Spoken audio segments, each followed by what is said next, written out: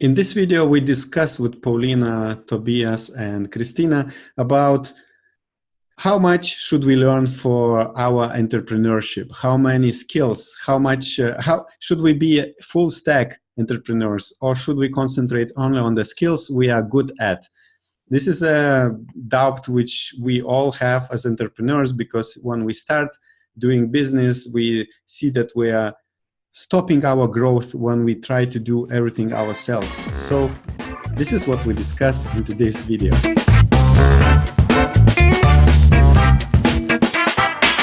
Hi everyone, I'm Kristina from Sermondo, and I'm here today with Augustas, Paulina, and Tobias, and we will talk about full stack entrepreneurship.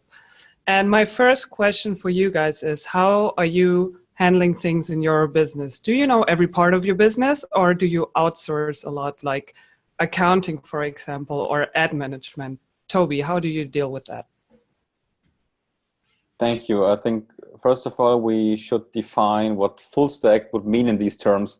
I think full stack is actually a term coming from the tech scene, where it means that people are able to handle like different parts of developments. But we will now wanted to talk about full stack in terms of if it would be better to do many things at the same time as an entrepreneur, which is one theory, or let's say a philosophy, rather than focusing on only one thing and not even wanting to deal with anything else.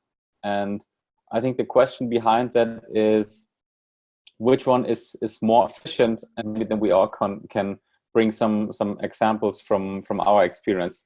And what I learned when I started out as an entrepreneur was that you should only focus at one thing and like outsource everything else. For example, when I said I want to be a digital marketer and I want to focus on generating traffic and optimizing website, then everyone else said I should not tap into like programming, for example, or I should not tap into accounting because my CPA should do that. But always I had situations where I found myself having to deal with these things anyways, and it's always my conflict that I still don't know which is better, and often I'm forced to do things that I don't like, but I see it's like very valuable for me to still deal with them. What's your experience with it, Paulina? You know, I would say, well, yeah, I'm Paulina. Hi, guys, from Shopkeeper. You know, I think full stack entrepreneurship is always the case when you're a beginner, because when you are starting, you are always doing everything. And even with the first hires, I would say, when you're thinking just about who you're going to hire, and my favorite motivator, Sam Ovens, says that you have to hire full stack people. I would say that works very nicely when you are new and small startup, small being less than 20 people on a team. After you pass that, I guess you start, requiring the need of specialization. Then basically you have enough of work for that person to be full-time specialized in something. And I strongly believe that if that person is a specialist, he can be much, much better at that one thing than 10 things together, right? But full stack entrepreneurship is so important in the beginning to try yourself everything. Like you, Tobias, say that it's important to outsource the things and focus on one. But before you can outsource, you actually have to experience them yourself before you can even know what has to be done, what process to follow, step by step, and whether it's even gonna work. Basically, you have to try it all yourself. So you have to, like I personally tried, I don't know, every single thing that is, needed to run the business, running Facebook ads, YouTube ads, doing accounting, bookkeeping, going to, all the different things that I have done. And then later you start seeing where you can outsource little by little. And I've been running this business, the Shopkeeper, for almost 3 years now. And I have to say that I'm still sort of on the full stack side, even though I would want to outsource, and I have 11 people on my team right now. I am still pretty much, I have a hand in everything. And it's really hard to do that practically, to outsource everything and just keep one thing to yourself. What do you think? I think it can be that maybe it depends how big you want to start. So I started small with, for example, Orange Click. So I was doing everything at the beginning, and later I had to hire someone But if you plan to start something big and maybe you have already 1 or 2 partners, you create a company, already you need to split probably certain responsibilities and tasks you will do in that project. Yeah, but as you say, Paulina, I think it also depends on the experience. So if you're a beginner, you want to do everything alone, and you don't, if you didn't listen to podcasts or didn't take a coach, you will do this mistake and you will try to do everything yourself. And I know that there are different teachings. Yeah, like Tobias always talks about doing everything by yourself, or doing yourself only what you are good at. I like to know, I like the control. So I like to know more or less about everything what's going on. Even if I don't resonate with Facebook ads, I like that the guy who is running my ads gives me reports and explains what's going on and what changes he's doing, so that I'm educated. And but you know how to do it yourself, right? You've done it before. Yes, I can do it, but I did only by following some tutorials for specific case. So I was just repeating what they taught me, and I was running it, but I have no idea how to look at the numbers. So I could set it up according to tutorial, but I don't know how to optimize and analyze. Yeah, but that's the point. I think that's what Paulina also said.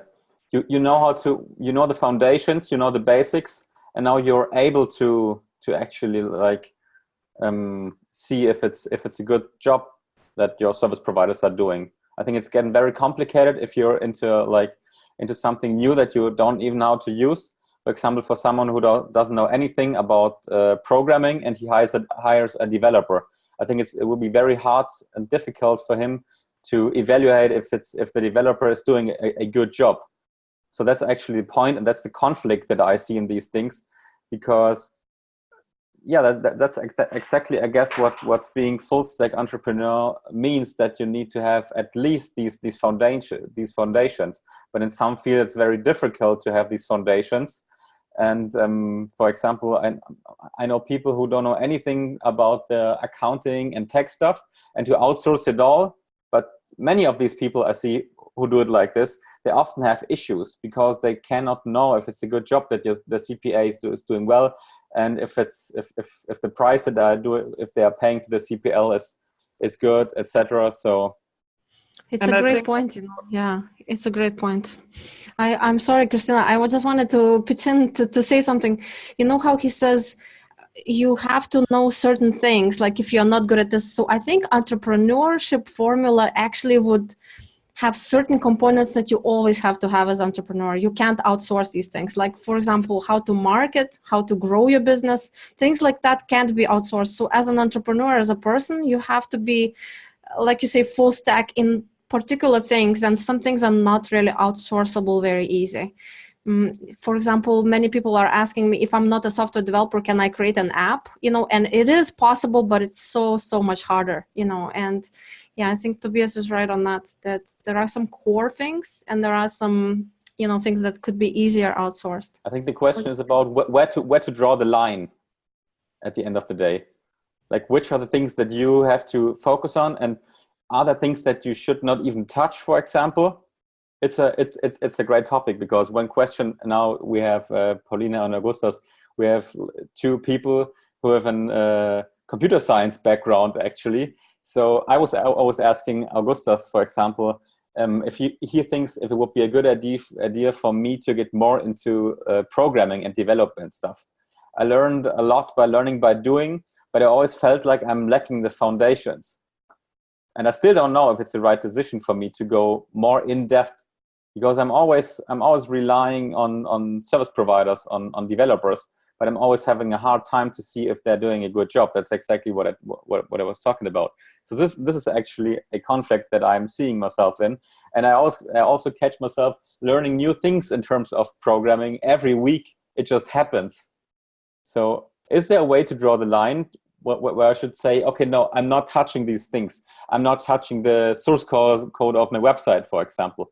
Is it a good idea, or should you leverage just being open for everything and then just doing it? It's a question if you go more broad or more focused. And when I thought, for example, about the big entrepreneurs like Jeff Bezos, for example, I bet that he knows a little bit about everything. Also, Gary Vaynerchuk says he might not be a specialist in everything, but he's, I like the term that he had used, he said, but he's still dangerous enough in every field. And I guess that's a crucial part of it. Maybe you have to draw the line between skills that are crucial for the survival of your business and extra skills. For example, if you run a platform like Sermondo, there are some things that you could outsource, for example, content production, SEO, consulting, whatever, but stuff like accounting. Imagine your accountant just dumps you or gets sick or whatever, and then you suddenly have to do it on your own. Maybe that's a part of the business that you should also know about, so you could take over on your own in case something happens. Is this something you'd agree on? Exactly. You know, it's interesting how we mentioned Gary Vee here. And Gary Vee, I don't know, he's not really a full stack, in my opinion.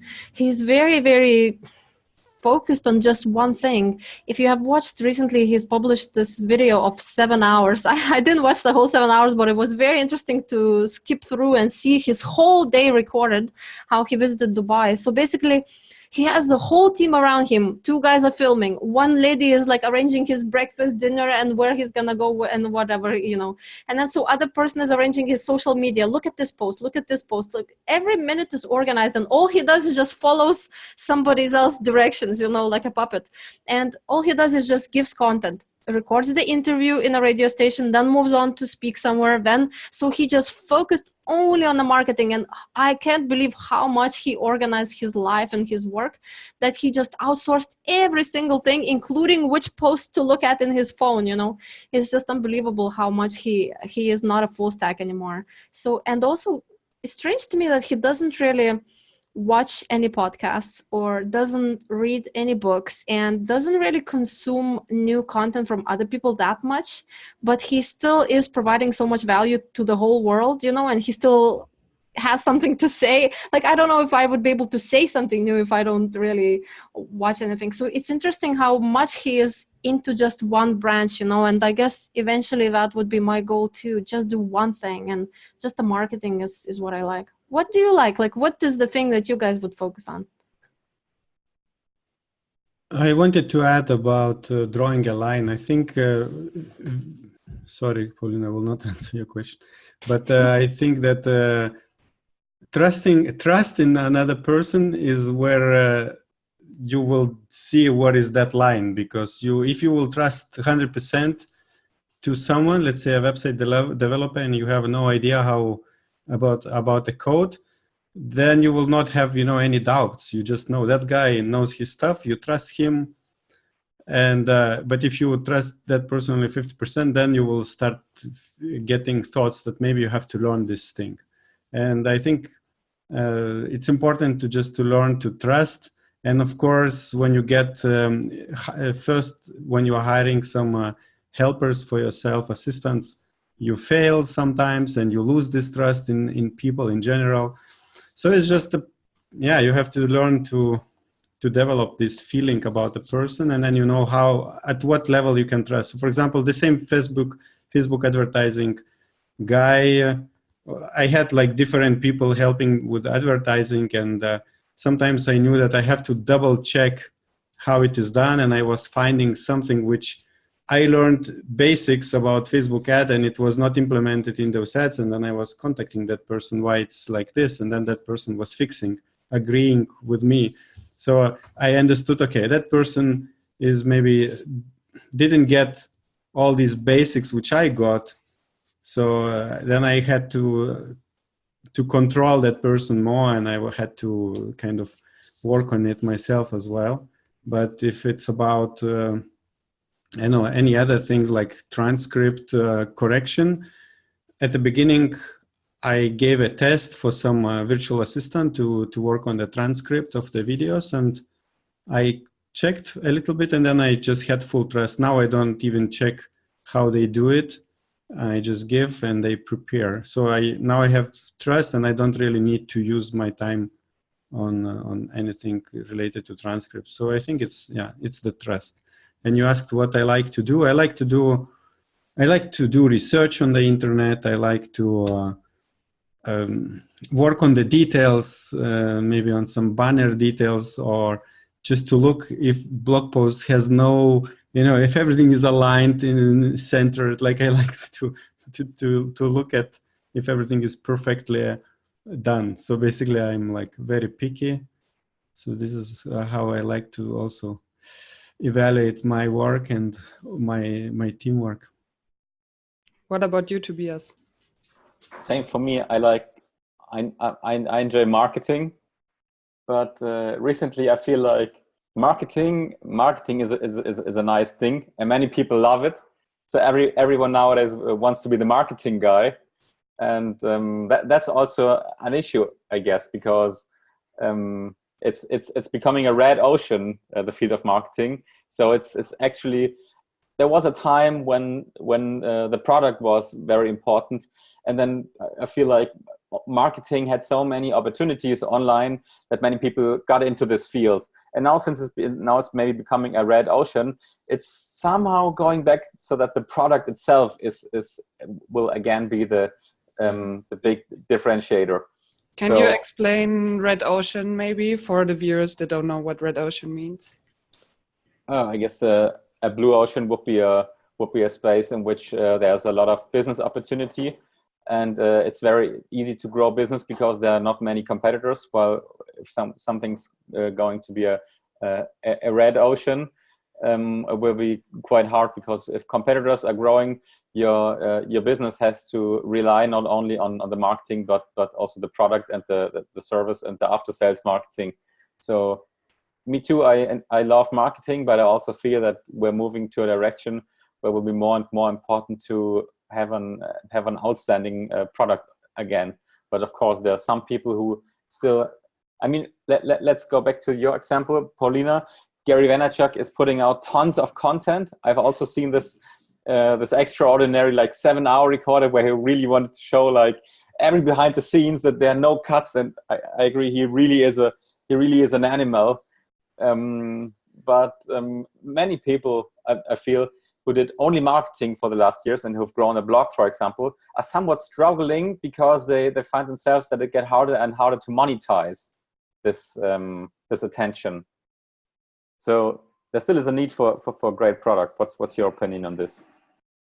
There's a difference between, like someone said, you are either doing business or you're trying to be more famous. Now I'm thinking, who said that? Maybe Gary said that, right? There's a difference between trying, yeah, I think so. It's a difference between trying to get likes on YouTube and to actually get conversions and business, right? So and many people I see, I started interviewing different Amazon influencers now, and just in general, people, I see that some of them, a certain percentage, are totally driven by fame. So all their focus, that's what they focused on. Basically, they outsourced everything else and they just focus on this fame, whatever makes them more famous. But in my opinion, famous, it doesn't equal more business, It could equal more likes, but I don't know. Just people sometimes just click like to support you because they've seen your name and they know you as a friend. They don't even watch what you posted. They just click like, but it's just sometimes a little bit the wheel is turning without really making any effect, moving the car. So I don't know. Being full stack, it gives you very good understanding on what is important and what has more weight. And then you can follow the 80-20 rule. You focus on the 20% of basically what brings you the most leads for your business, and you discard the rest. But you still have to try all of the 100, to weight that properly. Yeah, so I don't know. It's a lot of things. Service providers now, you mentioned, are the ones to outsource to, but also the team members, right? So there's now two different things. You could either outsource your Facebook ads to a service provider, or completely somebody who doesn't work for you, but you could outsource to an in-house team member to do that. So that means in the first case, you don't need to train them. You just trust them. You pay them and you trust them, right? Somehow they gained your trust. And in the other case, you have to learn everything yourself first so that somebody else could copy what you know. So those are two very different ways to outsource your load, right? One is to just trust someone. So that is hard part, to just find some provider that does Facebook ads and trust them that they're going to do a good job, and not waste your money. there's a lot of things involved like that. So what can we suggest to the new people? Yeah, what can we now summarize? That's a very, very good question, because I feel nowadays many people are only looking for the quick buck and for the quick success. And all online courses are, of course, optimized, so it will like encourage people to start a business and to only focus on the most important tasks. But then I feel it just comes in naturally, that it just happens that your CPA has some questions, or you need to improve your website, etc. So it's really hard, in my opinion, to recommend to a new starting out entrepreneur to only focus on one thing. But it might be the wrong recommendation to tell them like to learn everything at once, because that's not possible. What do you think about this conflict? I think they will naturally procrastinate anyway on the things that they don't like to do. This is, even though you put on your list, I'll do this today, whatever you don't like, you're going to procrastinate on, and whatever you love doing, you'll do first anyway, right? So you're in essence still focusing on what you're good at. It's just you're delaying all the rest of the stuff. And eventually it becomes very obvious what you can outsource is those things that you procrastinate on the most. No?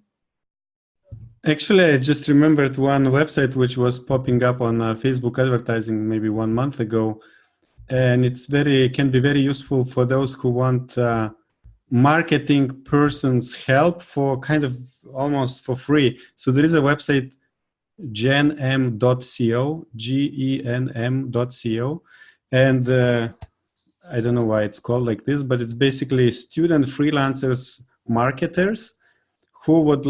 I think you pay membership for this website like $50, and you can find a marketer, starter, the student who would like to help you 10 hours a week.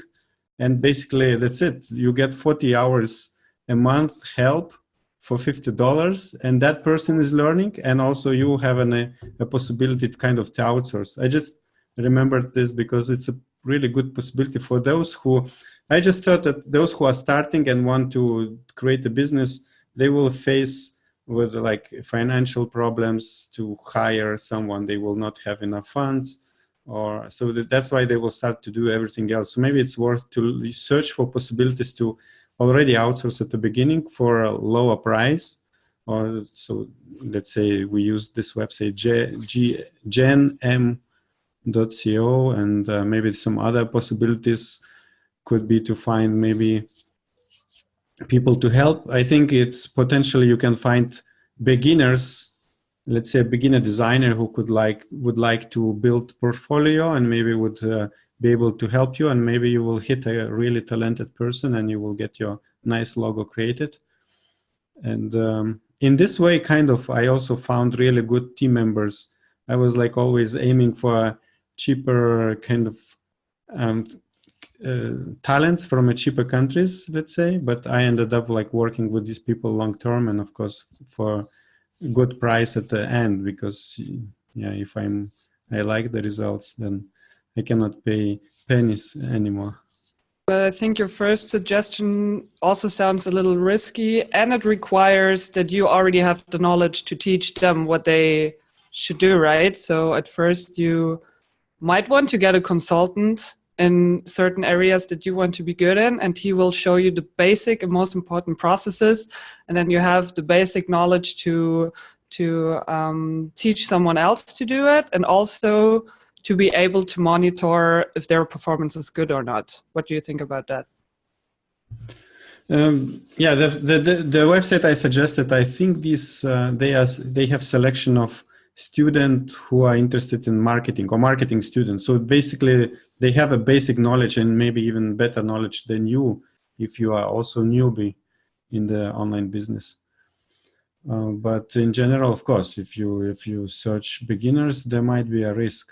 I was recently searching for a photographer, beginner photographer, for a low budget conference, and one person, she's photographer, but really when I looked at the pictures, I saw that she would not be able probably to take pictures inside the building from her samples of pictures which she showed from inside the different rooms. So yeah, you might need to spend time in searching. But if you have finances, it's much easier, of course, to hire.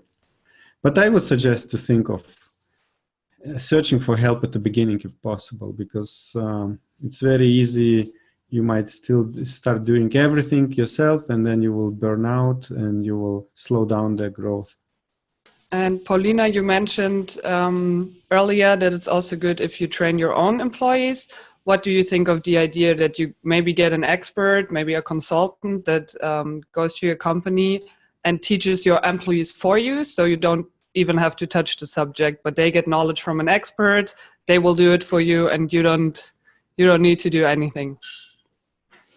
It's a good idea to do some kind of training that is external. Unfortunately, the training is usually very general and high level, and it doesn't always go into specifics that I need them.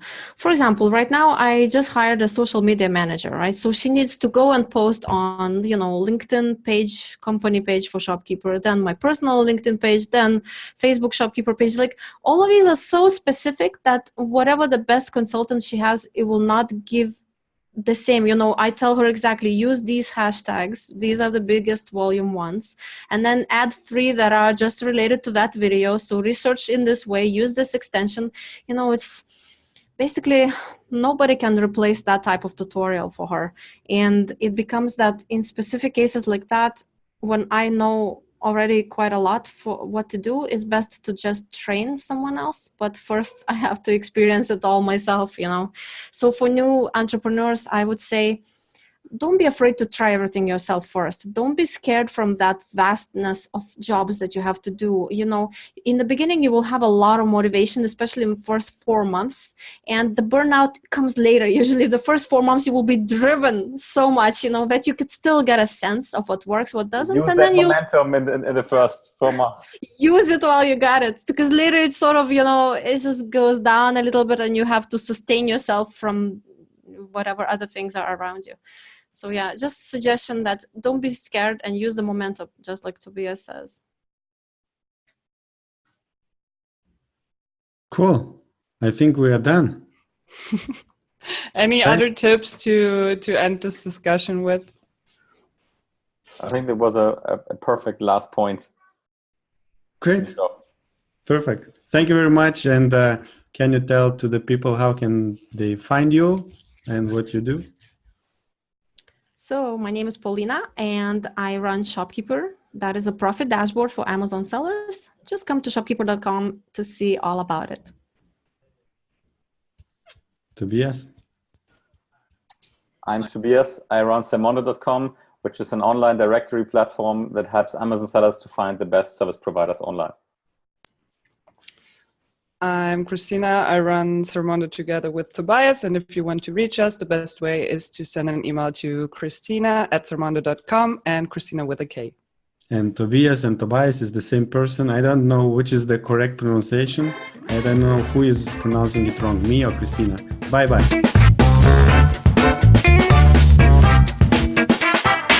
Thank you for watching this video. If you would like to receive notifications for new content where we talk to different Amazon sellers, Amazon seller service providers, Amazon software creators, also with event organizers which create conferences for Amazon sellers, don't forget to subscribe below and click on the notification bell as well.